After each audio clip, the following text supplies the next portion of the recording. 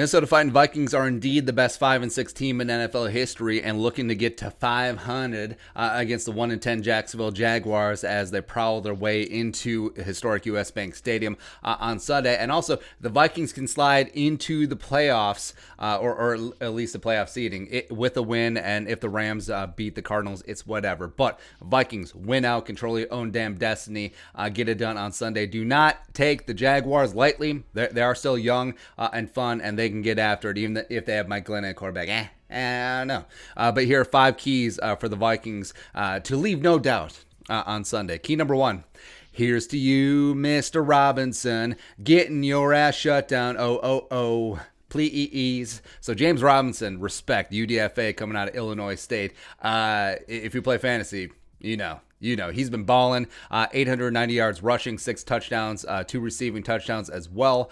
He's third in the league in rushing yards behind DALVIN, as well as some guy named Derrick Henry. Vikings run defense, unfortunately, has allowed 100-plus yards rushing in 4 of the past 5 games since the bye, including a $180 against the Cowboys. It's something that they need to suture up. They never addressed replacing Michael Pierce after the free agent signing opted out. So the Vikings have been a little bit soft in the middle. Get it together.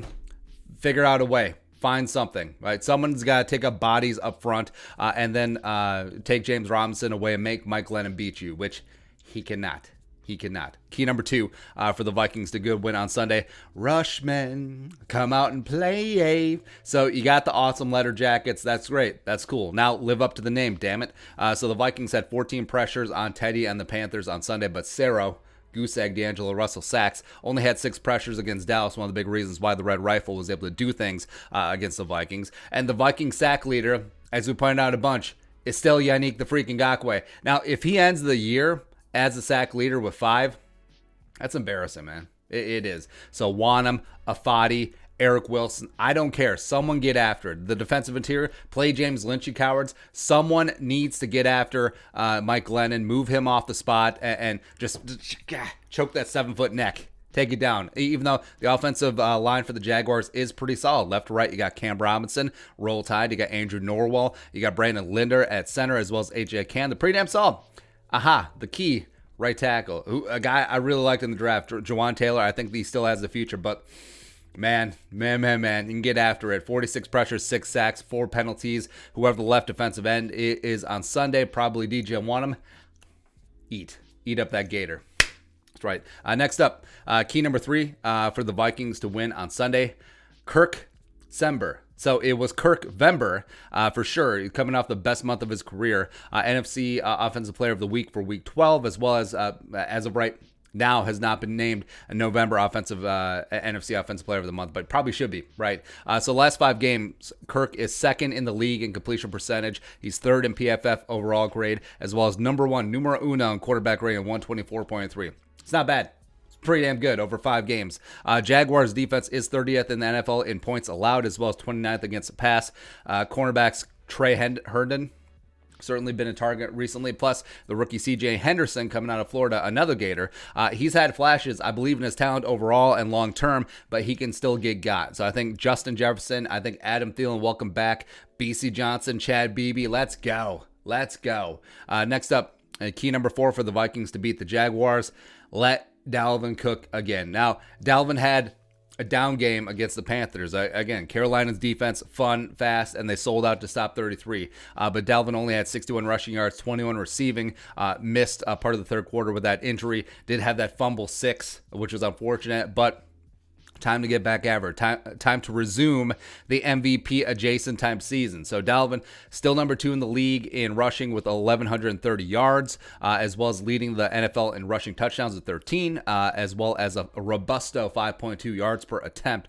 Jaguars are 29th in the league in rushing yards allowed. It's basically Miles Jack. I mean, the rookie nose tackle Devon Hamilton. That's about it. That is about it. So hammer them. Let there be no doubt. Leave no doubt at all. Lastly, key number 5 for the Vikings to get win on Sunday, the Minnesota Movement Company. So again, leaving no doubt, it all starts up front. Now we're going to say special teams again, but I mean, that's a given at this point. I mean, come on. Maloof, get your stuff together, man. Come on. But everything starts up front. Ezra Cleveland trending towards returning. So now the Vikings have to make a decision at that left guard spot. Is it going to be Dakota Dozier? Is it going to be Brett Jones? I don't care. Whatever. Get the best 5 out there and get ready for this stretch run because it starts up front in the trenches. And also, no Josh Allen. Missed last week's game. Has a knee injury.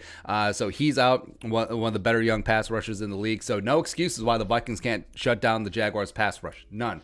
Zero, right? So no interior rusher to write home about. Maybe Taven Bryan. Hey, what is it with Florida and Gators, by the way? Do they only scout the state of Florida? Like, what is that?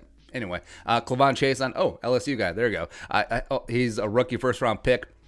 Has 1 sack on the season. He'll get there, but he's not quite there yet. So there really is no excuse. O'Neal.